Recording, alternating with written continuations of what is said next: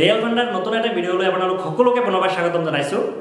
হয় বন্ধুসকল, আজি আপোনালোকক দেখুৱাব বিচাৰিছোঁ বৰ্তমান ভাৰতবৰ্ষত ভাইৰেল হৈ থকা এখন হিন্দী চিনেমাৰ ৰিভিউ, অৰ্থাৎ ফিল্মখন যিহেতু বৰ্তমান সমগ্ৰ ভাৰতবৰ্ষতে ভাইৰেল হৈ পৰিছে, অৰ্থাৎ বহুতে ইয়াক সমৰ্থন কৰিছে আৰু বহুতে ইয়াৰ বিৰুদ্ধে মাত মাতিছে।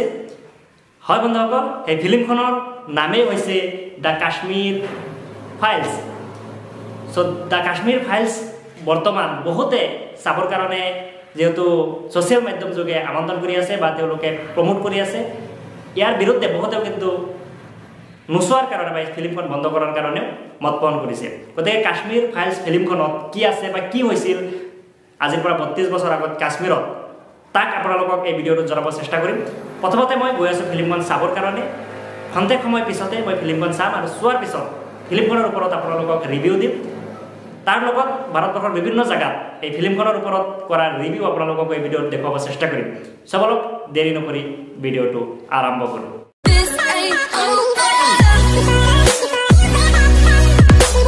চ' ফাইনেলি আমি আহি পালোঁ। এতিয়া মুভিটো চাম। এইফালে চাম, মানুহবোৰ ৰখি আছে। এয়া অডি ৱাৰ্ডত আমাৰ 7টা 20ত অলপ পিছত আমি চাম। চাই লওঁ, তাৰপিছত ৰিভিউটো ৰাতি দিম। বহুত মানুহ আহিছে। আমি চেণ্ট্ৰেল মলত এতিয়া ফিল্ম চাম আৰু তাৰপিছত আপোনালোকক ৰিভিউ দিম। ত' বন্ধুসকল, এইমাত্ৰ ফিল্মখন চাই আহিলোঁ আৰু ফিল্মখন চোৱাৰ পিছত সঁচাকৈ বহুত বেয়া লাগিছে। ফিল্মখনত এনেকুৱা কিছুমান চিন আছে যিটো আপুনি চালে আপোনাৰ নিশ্চয় বহুত দুখ লাগিব, বহুত বেদনাদায়ক। ফিল্মখন যিহেতু 1990 চনত কাশ্মীৰত ঘটা এটা ঘটনাৰ ওপৰত নিৰ্ভৰ কৰি ফিল্মখন বনোৱা হৈছে আৰু ফিল্মখনৰ ডাইৰেক্টৰ আছিলে বিবেক অগ্নিহোত্ৰা। চ' ফিল্মখনক লৈ বৰ্তমান ভাৰতবৰ্ষত যিহেতু বহু কণ্ট্ৰভাৰ্চি চলি আছে, বহুতে ফিল্মখন বেন কৰিব কৈ আছে আৰু বহুতে ফিল্মখনৰ সমৰ্থনত মাতিছে। এই ফিল্মখনৰ কিছু ৰিভিউ আপোনালোকক এতিয়া আগতে কওঁ। ফিল্মখনক আচলতে হৈছিল কি আপোনালোকে অলপ হ'লেও আইডিয়া ল'ব পাৰিব আৰু যিসকলে চাইছে তেওঁলোকেতো নিশ্চয় গম পায়। চ' এতিয়া আপোনালোকক থুলমূল ফিল্মখনৰ ওপৰত এটা আভাস দিব চেষ্টা কৰোঁ। চ' 1990ত কাশ্মীৰত এই সাম্প্ৰদায়িক সংঘৰ্ষ হৈছিলে আৰু তাৰ আধাৰত যিহেতু ফিল্মখন বনাইছে। চ' সেই সময়ত কাশ্মীৰত বহু লাখ লাখ হিন্দু পণ্ডিতে বসবাস কৰিছিলে।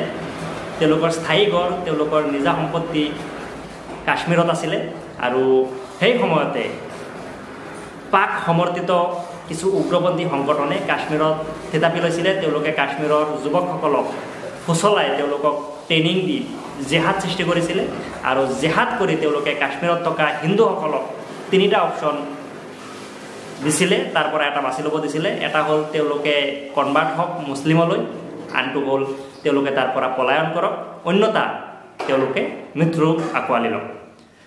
চ' এই কঠিন 3টা চৰ্ত যিহেতু হিন্দুসকলৰ ওপৰত জাপি দিছিলে আৰু যাৰ ফলত বহু হিন্দু তাৰ পৰা ভাৰতৰ বিভিন্ন জেগালৈ তেওঁলোকে পলাই আহি গৈছিলে, ঘৰ সম্পত্তি তাতে পেলাই থৈ।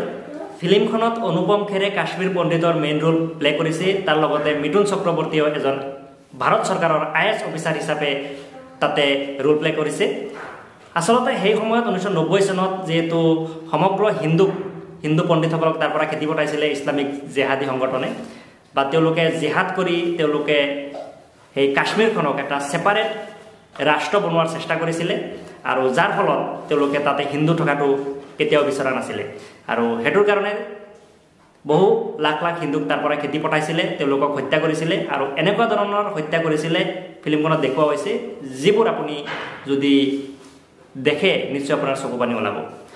বন্ধুসকল, যিহেতু ফিল্মখনত বহু হিন্দু পৰিয়ালক নিঃশংসভাৱে হত্যা কৰা দেখুওৱা হৈছে সেই সময়ৰ কাশ্মীৰত, গতিকে এই ফিল্মটো ইণ্ডিয়াত চলাৰ পিছত বা মানুহে দেখাৰ পিছত ভাৰতবৰ্ষৰ বিভিন্ন জেগাত সাম্প্ৰদায়িক সংঘৰ্ষ হ'ব পাৰে বুলি বহুতে মত পোষণ কৰি আছে। এই ফিল্মখন বেন কৰিবৰ কাৰণে সেইটো কাৰণে কৈ আছে।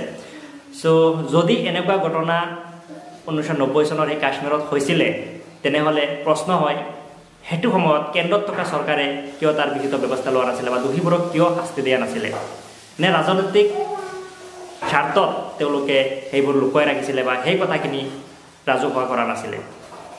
এতিয়া বিভিন্নজনে প্ৰশ্ন কৰিছে, যদি কাশ্মীৰত এনেকুৱা ঘটনা হৈছিলে আজি সেইখিনি ফিল্ম আকাৰে ৰাজহুৱা কৰা হৈছে, তেনেহ'লে উত্তৰ প্ৰদেশৰ লখিমপুৰতো যিবোৰ ঘটনা হৈ গৈছে বিগত কিছু বছৰ আগত সেইখিনিও ৰাজহুৱা কৰিব লাগে গুজৰাটত যিটো সাম্প্ৰদায়িক সংঘৰ্ষ হৈছিলে তাৰো ফিল্ম আকাৰে ৰাজহুৱা কৰিব লাগে ইয়াৰ উপৰিও অসমৰ ক্ষেত্ৰত যদি আপুনি চাব যায় কাশ্মীৰ ঘটনাৰ আগতে 1983 চনতে নেলি হত্যাকাণ্ড হৈছিলে য'ত হাজাৰ হাজাৰ মানুহ মৃত্যুমুখত পৰিছিলে আৰু বহুতে এতিয়া ছ'চিয়েল মাধ্যমত অসমৰ পৰা কমেণ্টছ কৰিছে যে নেলি হত্যাকাণ্ডৰ file Tiwari commissioner file film আকাৰে আমি কেতিয়া চাবলৈ পাম সঁচাকৈ যদি এনেকুৱা প্ৰত্যেকটা সাম্প্ৰদায়িক সংঘৰ্ষৰ কথা ৰাজহুৱা কৰা হয় তেনেহ'লে ভাৰতবৰ্ষৰ যিটো শান্তি সম্প্ৰীতি আছে হিন্দু মুছলিমৰ মাজত যিখিনি মিলা প্ৰীতি আছে সেইটো কেতিয়াও নাথাকে ভাৰতবৰ্ষত এক ভয়ংকৰ সাম্প্ৰদায়িক সংঘৰ্ষ হ'বলৈ যাব চ' গতিকে